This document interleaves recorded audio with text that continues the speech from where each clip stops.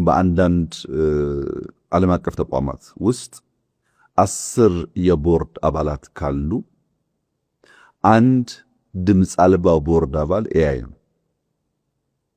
ለምሳሌ በእኛ በኤአይ ዩኒቨርሲቲ ውስጥ ራሱ ኤአይ የቦርድ አባል ነው። ቦታ አያደርግም፣ ግን በምንከራከርባቸው አጀንዳዎች በሙሉ ኮሜንት ያደርጋል፣ ሐሳብ ይሰነዝራል። በዚህ ሐሳብ ተንተርሰው የቦርድ አባላት ተወያይተው ውሳኔ ያሳድራሉ።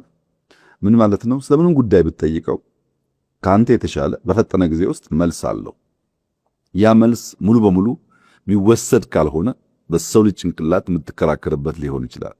እና ኤአይ በ4.0 ኢንዱስትሪ ውስጥ እያመጣ ያለው ቅድሚያ ያነሳሁትን የምርታማነት እና ለኤክስፖርት ተመራጭነት፣ ለፍጥነት ገበያን ለማስተሳሰር እየተጫወተ ያለው ሚና በጣም ከፍተኛ ነው። ኢንተርኔት ኦፍ ቲንግስ ሁለተኛው ኤግዛምፕል ሊሆን ይችላል።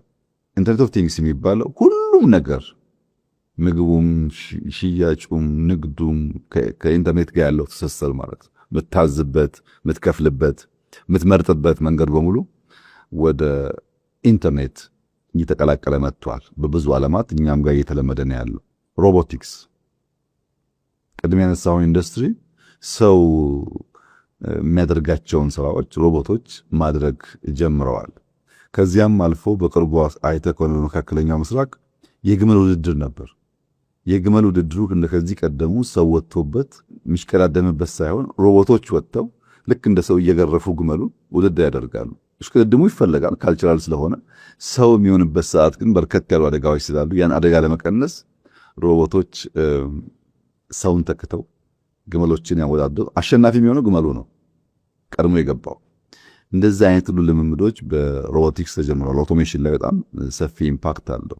ቢግ ዳታ አናሊቲክስ ትላልቅ ዳታዎችን አናላይዝ ማድረግ፣ ስለ አንድ ነገር ከመወሰን በፊት ከብዙ ሶርሶች ከብዙ ዳታ ትሪያንጉሌት አድርገህ የጠራውን ለእውነት የቀረበውን ነገር የመምረጥ ጉዳይ በ4.0 ውስጥ አንድ ትልቁ አንኳር ነገር ነው። ዲጂታል ትዊንስ አሁን በጣም እያበበ የመጣው ነገር፣ ስለ ማንኛውም ነገር ትዊንስ ይሰራና ያንን ነገር በአካል ያንን ሰው በአካል አግኝተህ ከማናገርህ በፊት የሱን ትዊንስ የሱን አምሳያ አናግረህ ስለሰውየው በቂ ግንዛቤ መውሰድ። 3D በቤት በመኪና በፈለግከው መንገድ እነዚህ በከፍተኛ ደረጃ የኢንዱስትሪ አዝማሚያ እየቀየሩት ነው ያሉት። ድሮ በነበረው ልምምድ ለመሄድ አስቸጋሪ ሆኗል።